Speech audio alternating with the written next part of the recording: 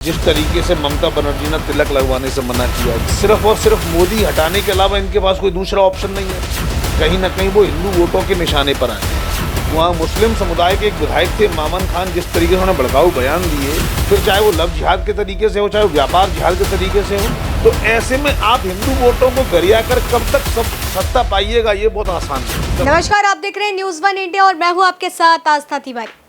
राजनीति की बात की जाए तो जिस तरीके से महज 8 महीने का वक्त रह गया है, 2024 यानी कि लोकसभा के चुनाव नजदीक आ रही हैं। लगातार हर पार्टी अपनी तैयारी कर रही है, चाहे फिर वो एनडीए का गुट हो या फिर इंडिया का गुट, क्योंकि इस बार पूरी तरह से विपक्ष एकजुट होते नजर आ रहा है। लेकिन इन सबके बीच बसपा पार्टी यानी कि बीएसपी जो है वो एकला चलो की राजनीति कर रही है। अब इन तीनों पार्टियों के भीतर अगर समझने की कोशिश की जाए और जानने का प्रयास किया जाए कि आखिर किसका पलड़ा भारी है, कौन सी पार्टी के खेमे में किस दल के किस समुदाय के ज़्यादा वोट गिरने वाले हैं, अगर ये गठबंधन जो है उसका लाभ किस पार्टी को सबसे ज़्यादा मिलने वाला है, ये विषय पर जब भी बात करनी होती है तो राजनीतिक विशेषज्ञ के पास यानी कि पॉलिटिक्स एक्सपर्ट्स के पास जब भी हम आते हैं तो इन तमाम चीज़ों की जो तरह की बातें हैं, चर्चाएं हैं, वो सब एक तरह से क्लियर होने लगती हैं। और आज इसीलिए हमारे साथ चर्चा करने के लिए पॉलिटिक्स एक्सपर्ट हमारे साथ मनीष गुप्ता जी मौजूद हैं, जिनसे आज हम इसकी चर्चा करेंगे। मनीष जी, सबसे पहले 8 महीने का महज वक्त रह गया है, आपके हिसाब से किसका पलड़ा भारी लग रहा है? देखिए, जिस तरीके से विपक्षी गठबंधन अपनी तैयारी के साथ आगे बढ़ रहा है और वहीं दूसरी ओर एनडीए लेड बाय बीजेपी जिस तरीके से लगातार बड़े बड़े कामों पर फोकस रखे हुए अपने चुनाव घोषणा पत्र को पूरा करने में लगा हुआ है, चाहे वो यूसीसी हो, चाहे वो अंतरिक्ष में जाना हो, चाहे राम मंदिर हो, कहीं ना कहीं बड़ा रोचक मुकाबला होने वाला है। फिर भी जिस तरीके से गठबंधन की जो समस्याएं हैं वो सामने निकल कर आ रही हैं और हाल ही में जिस तरीके से एम.के. स्टालिन के बेटे ने जो हिंदू विरोधी बयान दिया है, मुझे ऐसा लगता है कि भारतीय जनता पार्टी की नीति जो गठबंधन है वो निश्चित रूप से आगे रहेगा। अगर बात करें तो भारतीय जनता पार्टी जिसके खेमे में सबसे ज़्यादा हिंदुत्व वोट गिरने की बात कही जाती है, तो क्या नूह की जो घटना हुई उसके बाद कहीं ना कहीं हरियाणा सरकार से बहुत से हिंदू जो हैं वो कहीं ना कहीं उदास नज़र आ रहे हैं? क्या इसका खामियाजा 2024 में भारतीय जनता पार्टी को भुगतना पड़ सकता है? नहीं, अगर आप जैसे कहते हैं टॉप व्यू से देखें तो नूह की घटना से हिंदूवादी संगठनों को क्या नुकसान हुआ, राजनीतिक तौर पर ये आंकड़ा लगाना आसान नहीं है। जिस तरीके से मुस्लिम समुदाय के कुछ लोगों ने दंगा भड़काया, वहाँ मुस्लिम समुदाय के एक विधायक थे मामन खान, जिस तरीके से उन्होंने भड़काऊ बयान दिए, जिस तरीके से उन्होंने तरह तरह की बातें की और सीबीआई के बुलाने पर नहीं पहुँचे,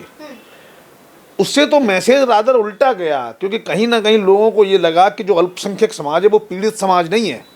वो पीड़क समाज है, पीड़ा देने वाला समाज है। जहाँ लोगों को कहीं ना कहीं ये फीलिंग आने लगी, जहाँ मुस्लिम समुदाय के लोग इकट्ठे हो रहे हैं, उनके गुंडा तत्वों के लोग बाहर निकल कर अगर हिंदुओं पर अत्याचार करने लगे, फिर चाहे वो लव जिहाद के तरीके से हो, चाहे वो व्यापार जिहाद के तरीके से हो, या डायरेक्टली शांति प्रिय हिंदुओं को परेशान करना हो, कहीं ना कहीं ऐसा मैसेज जा रहा है कि इस अल्पसंख्यकवाद के जरिए जो राजनीतिक दल तुष्टीकरण कर रहे हैं, जो राजनीतिक दल इन समुदाय की एकमुश्त वोट लेने के चक्कर में इनकी अनजानी जानी ठीक और ख़राब मांगों को भी स्वीकार कर रहे हैं या मौन सहमति दे रहे हैं, कहीं ना कहीं वो हिंदू वोटों के निशाने पर आ गए हैं। आपको याद होगा योगी आदित्यनाथ ने एक बार 20 और 80 की बात कही थी, बड़े पॉलिटिकल लोगों ने बड़ा उसका मतलब लगाया था। मैं कहता हूँ अगर उसका स्पष्ट मतलब हिंदू और मुसलमान से अगर कोई लगाता है तो उसमें क्या गलत है। मैं ये कहना चाह रहा हूँ कि नूह की जो घटना थी, उस जिस तरीके से एक समुदाय के लोगों ने हिंदू समुदाय के लोगों की दुकानें जलाई, उनकी मोटरसाइकिलों के शोरूम जला दिए, उनकी महिलाओं को तंग किया और उसमें क्या हुआ, हत्याएँ हुई और उसके बदले में भी कुछ हिंदू समुदाय से रिएक्शन गया, लेकिन कहीं ना कहीं हिंदू समुदाय में रोष व्याप्त हुआ। इसके बाद जिस तरीके से हरियाणा सरकार ने जब लोगों को अरेस्ट करना शुरू किया और एक समुदाय के लोगों जो गुंडा तत्व थे उनको जब अरेस्ट करना शुरू किया, और उसमें जब देखते हैं कितने परसेंट लोग हिंदू हैं और कितने परसेंट लोग नॉन हिंदू हैं, तो जब नॉन हिंदू का जो रेशो आंकड़ा बाहर निकल के आया तो बड़ा था। इसका मतलब क्या हम ये माने, ये मेरा प्रश्न है, क्या हम ये माने कि वो जो गुंडा तत्व थे वो मेजोरिटी से कहीं ना कहीं मूल रूप से एक समुदाय के लोग थे? और जिस बात को लेकर दंगा फैला गया, मोनू मानेसर को लेकर दंगा फैलाया गया, क्या वो बनाई हुई घटना थी? अगर किसी एक व्यक्ति के आने या ना आने से आप कानून हाथ में नहीं ले सकते, आप सिर्फ कानून को आगाह कर सकते हैं, भाई देखिए पुलिस वाले भैया ये कर रहा है, ये नहीं कर रहा है। देखिए, अगर बात करी जाए तो जिस तरीके से अंडर 14 की टीम इंडिया गुट की रेडी हो चुकी है, इधर आपका एनडीए है, लेकिन अंडर 14 की जो टीम है इंडिया का कहना है कि हम किसी एक विशेष नेता पर टिप्पणी नहीं करेंगे, हम संपूर्ण मुद्दे पर बात करेंगे। उनके मुद्दे इस बार के बेरोजगारी से लेकर के महंगाई तक हैं। क्या वाकई इसकी धरातल पर अगर देखें तो जनता के लिए ये मुद्दे इस समय हैं 2024 के लिए, ये कहीं ना कहीं भारतीय जनता पार्टी के खेमे में खलल डाल सकते हैं? आस्था जी, देखिए, एक मजबूत विपक्ष अच्छे लोकतंत्र की निशानी है, लेकिन वो विपक्ष कहाँ मजबूत है?